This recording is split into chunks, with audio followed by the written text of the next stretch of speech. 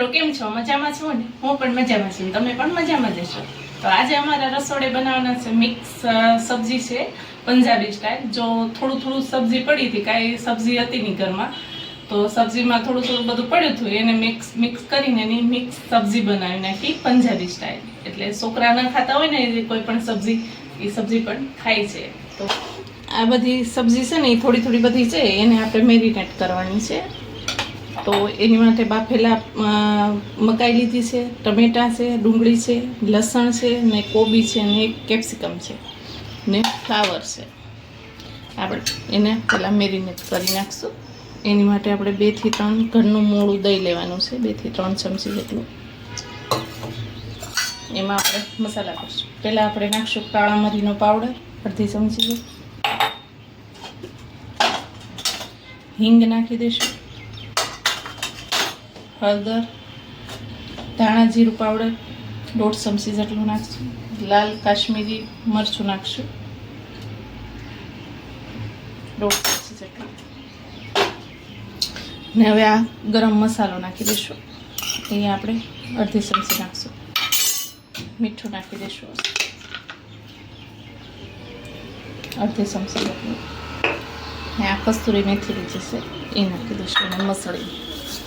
આનાથી મસ્ત સુગંધ આવે છે અને એક અલગથી આમ રેસીપી થઈ જાય. એટલે તમે આવી રીતે બનાવો ને હે તો છોકરા પણ આપણા ખાઈ લે. મારી પાસે થોડી સબ્જી પડી હતી, બધી મિક્સ કરીને આવી રીતે સબ્જી બનાવી નાખી. હવે થોડું તેલ નાખી દઈશું, ચમચી જેટલું. બધું મિક્સ કરી દેવાનું તેલ. ને આ આપણે જે સબ્જી લીધી છે ને એ બધી સબ્જી આમાં નાખી દઈશું. આપણે કોટિંગ થઈ જાય એવી રીતે બધું મિક્સ કરી દેવાનું. બધું મિક્સ કરી દઈશું, હાથેથી કરી દઈશું.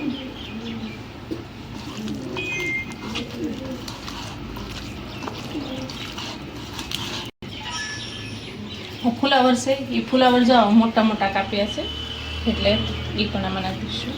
ફુલાવરને બધું મિક્સ કરી દઈશું. આવી રીતે થઈ ગયું ને એક કોટિંગ મસ્ત.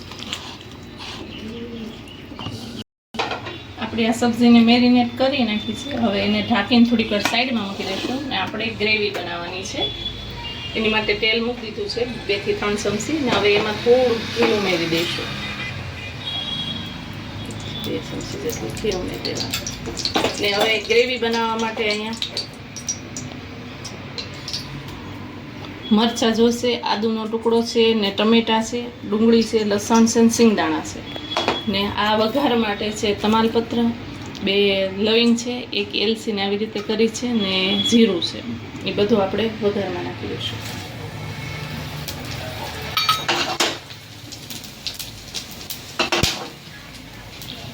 ને હવે હિંગ નાખી દઈશું, ગેસ ધીમો કરી દઈશું. આ બધી વસ્તુ આની અંદર નાખી દઈશું.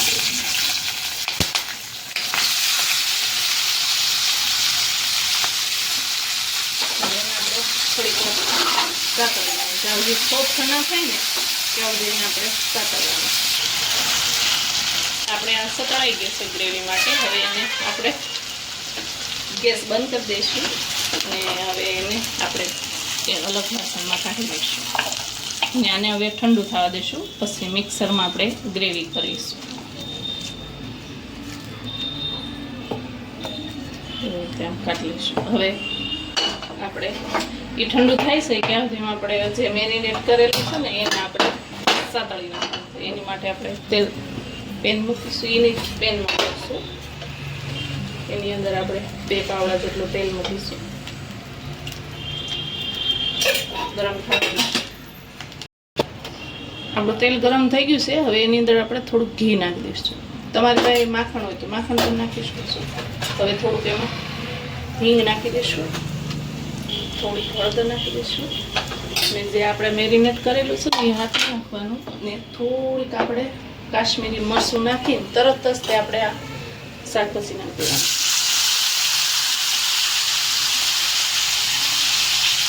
ગેસ ધીમો જ રાખવાનો છે. અને હવે એને બધું મિક્સ કરી દેવાનું આપણે. થોડી વાર એને સાતળવા દઈશું. એમાં સડવા દેવાનું છે. આ તેલમાં જ આપણે શાકભાજી બધી કાચી લીધી છે ને, એટલે એને હવે થોડીક વાર આમાં સડવા દેવાનું છે. આપણી શાકભાજી છે એ સોફ્ટ થઈ ગઈ છે. જો કલર પણ કેવો મસ્ત લાગે છે. તમે એકવાર ટ્રાય કરજો ને આવું મોટું મોટું શાકભાજી સુધારવાનું, એટલે આમ સરસ લાગે. તમારા પાસે પનીર પડ્યું હોય તો તમે બટકા કરીને ક્યારે પણ પીસ બનાવીને મોટા મોટાને અંદર નાખી શકો છો. આપણે ગેસ બંધ કરી દઈશું ને હવે એને આપણે એક પેનમાં કાઢી લઈશું. અહીં અલગથી કાઢી લેવાનું છે,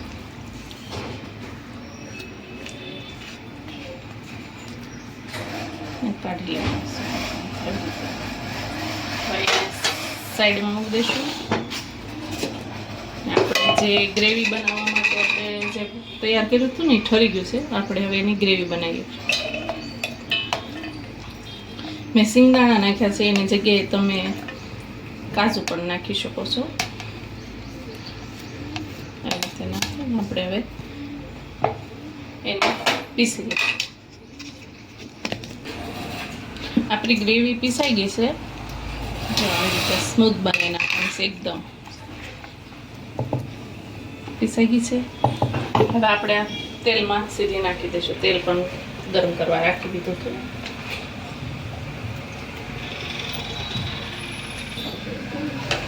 આપણે બધી ગ્રેવી આની અંદર નાખી દીધી છે. આપણે થોડુંક મીઠું નાખી દઈશું. આ ગ્રેવીને ભાગનું જ આપણે મીઠું નાખવાનું છે, બહુ મીઠું નથી નાખવાનું. હવે એને આપણે થોડી વાર સળવવાની છે, પછી મસાલા કરશું. થોડીક વાર સળી જાય ને પછી આપણે હવે મસાલા કરશું. આપણે કાશ્મીરી લાલ મરચું નાખશું 150 જેટલું. હળદર નાખીશું. ધાણા જીરું નાખીશું. આપણે આ ગરમ મસાલો નાખી દઈશું 25 ચમચી જેટલો. બધું મિક્સ કરી દઈશું.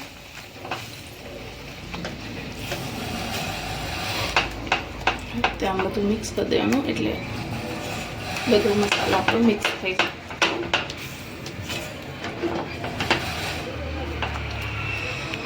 કાંઈ શાક ન હોય ત્યારે તમે એક જરૂરથી બનાવજો મારા કહેવાથી. બહુ મસ્ત લાગે છે. ને હવે આપણે પાણી નાખી દેવું. જે મિક્સરમાંથી આપણે ગ્રેવી કરી છે ને એમાંથી પાણી નાખી દઈશું આપણે.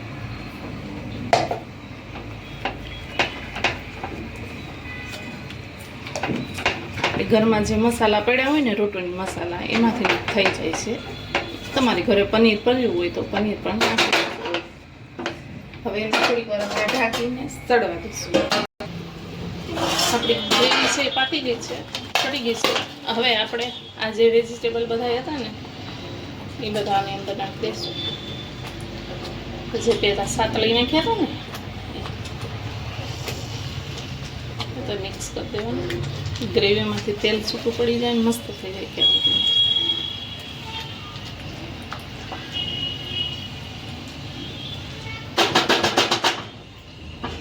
હવે આપણે ઢાંકીને એક સેટ થવા દેશું. જ્યાં સુધી આપણે ગ્રેવી શાકમાંથી તેલ ન છૂટું થાય ને ત્યાં સુધી આપણે ઢાંકી રાખીશું.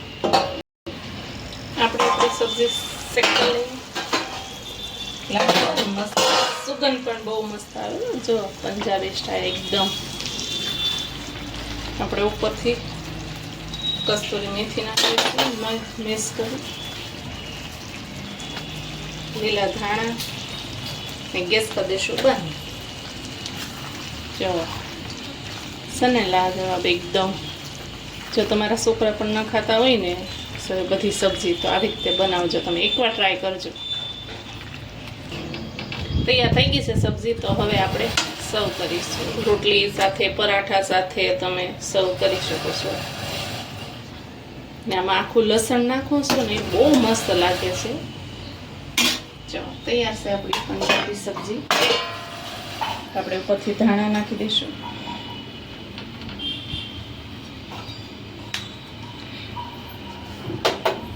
તૈયાર છે આપણી મિક્સ પંજાબી સબ્જી.